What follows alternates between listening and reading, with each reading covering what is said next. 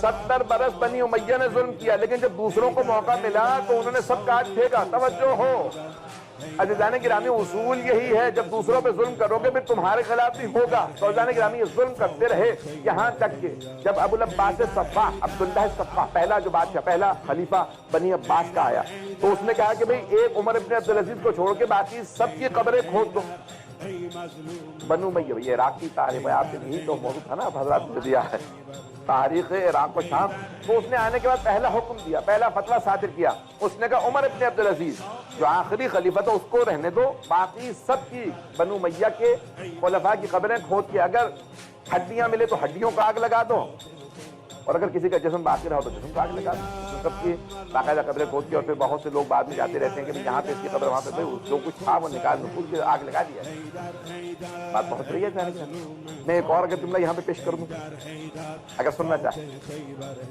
میں تاریخ کے آئین میں جب یہ عبداللہ ابن زبیر کے بعد یہ مروان ابن حکم جب وہ آیا نا اور آ کے تخت پہ بیٹھا، جب اس کو مار لیا، یہ بنو امیہ آ گئے آور میں، تو سامنے تشت میں جو ہے نا وہ سر رکھا تھا عبید اللہ نے اس کا، عبداللہ ابن زبیر۔ جب اس نے عبداللہ ابن زبیر کا سر دیکھا تو ایک بزرگ کھڑے تھے، وہ ہنسنے لگے، اس نے کہا کیا بات ہے، کیوں ہنس رہے ہو اتنا؟ اس نے کہا بھی میں نے اسی تخت پہ پہلے عبید اللہ ابن زیاد کو بیٹھا دیکھا، تخت میں حسین کا سر رکھا تھا، پھر میں نے مختار کو بیٹھا دیکھا، عبید اللہ ابن زیاد کا سر رکھا تھا، پتہ نہیں لوگ ہیں یا نہیں، پھر میں نے عبداللہ ابن زبیر کو بیٹھا دیکھا اور مختار کا سر رکھا تھا، اب تجھے بیٹھا دیکھ رہا ہوں اور عبید اللہ ابن زیاد کا سر، اب سوچ رہا ہوں تیرا اگلا سر آنے والا ہے، کہ تیری جگہ پہ کون بیٹھا ہوگا، پتہ نہیں لوگ ہیں یا نہیں، سوچ یہ رہا ہوں کہ تیری جگہ کون ہوگا، اگلا تو سر تیرا آنے والا ہے، کیونکہ ترتیب تو یہی چل رہی ہے۔ اس نے کہا بھئی یہ قتل و خون رکواؤ، کیونکہ یہ تو رک ہی نہیں رہا۔ عزیزان گرامی، جب مظلوموں پہ، جب آل محمد پہ ظلم کیا جائے تو پھر یاد رکھیے گا کبھی بھی امان نہیں ہوتی، کبھی سکون نہیں ہوتا۔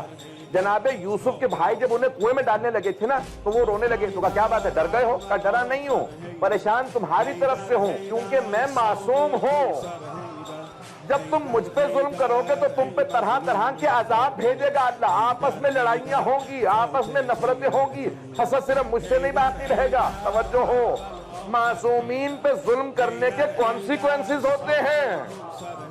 اب وہ عراق کے لوگ سمجھ نہیں رہے تھے، پتہ نہیں شاید آج تک عراق پھر آباد نہیں ہوا۔ بہت سے علماء کہتے ہیں ایک وجہ یہ بھی ہے، اس سرزمین پہ کیونکہ ایسے معصومین کا خون بہایا گیا، تو جب تک کہ امام زمانہ بدلہ نہیں لے تب تک سکون نہیں آئے۔ اب چاہے وہاں پہ اب ماننے والے ہیں اہل بیت علیہ السلام کے، لیکن جب تک خون حسین کا بدلہ نہ لیا جائے تب تک سکون نہیں آئے۔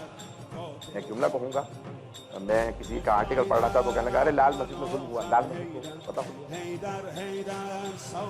تو اسلام آباد تو کہنے لال مسجد میں کیونکہ ظلم ہوا ہے اس لیے اس کے کانسیکوینسز ہوں گے، نتائج تو ہوں گے۔ جب آپ نے وہاں پہ بمبارمنٹ کی اور فائرنگ کی تو ایک صاحب نے ان کو فوراً خط لکھا، کہا اچھا تو آپ مانتے ہیں کہ کانسیکوینسز ہوتے ہیں؟ یہ کہیں امت مسلمہ پہ آل محمد کا خون بہانے کے کانسیکوینسز تو نہیں آ رہے ہیں؟ پتہ نہیں لوگ ہیں یا نہیں ہیں، کیونکہ اب یہ ٹیلی ویژن پہ جا رہی ہے، اسی نقطے کی پیش کر رہا ہوں۔ عزیزان گرامی، یہ ساری امت سوچے تو صحیح کہ آل محمد پہ کتنے مظالم ڈھائے گئے ہیں، تو کہیں نہ کہیں تو امت کو بھرنے ہوں گے۔ اگر جناب یوسف کے سگے بھائی، نبی کے بیٹے، نبی یعقوب کے بیٹے منکر توحید نہیں ہوئے تھے،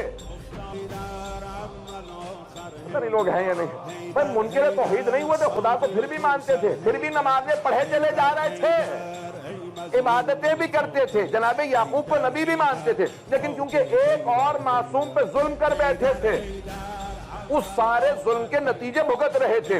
عزیزان گرامی، آج مسلمان اللہ کو مانتے ہیں، رسول خدا کو مانتے ہیں، قرآن کو مانتے ہیں، نماز کو مانتے ہیں، روزے کو مانتے ہیں، ساری عبادات مانتے ہیں، پھر بھی ذلیل و خوار ہیں۔ تو مسلمانوں سوچو نا کہ کس معصوم پہ ظلم کیا ہے،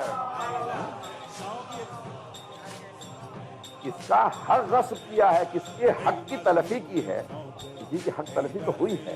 مسلمانوں سے جو آج تک ذلیل و خوار ہے، عزیزان گرامی، اللہ نے کہا ہے کہ عزت تمہاری ہی، وَلِلَّهِ الْعِزَّةُ وَلِرَسُولِهِ وَلِلْمُؤْمِنِينَ، بے شک عزت اللہ کے لیے ہے، اللہ کے رسول کے لیے اور مؤمنین کے لیے۔ لیکن اگر آج مسلمانوں کو عزت نہیں مل رہی تو کوئی نہ کوئی ایسا کام کیا ہے کہ انہیں یہ آج کانسیکوینسز سارے نتائج بھگتنے پڑ رہے ہیں، دیکھنے پڑ رہے ہیں۔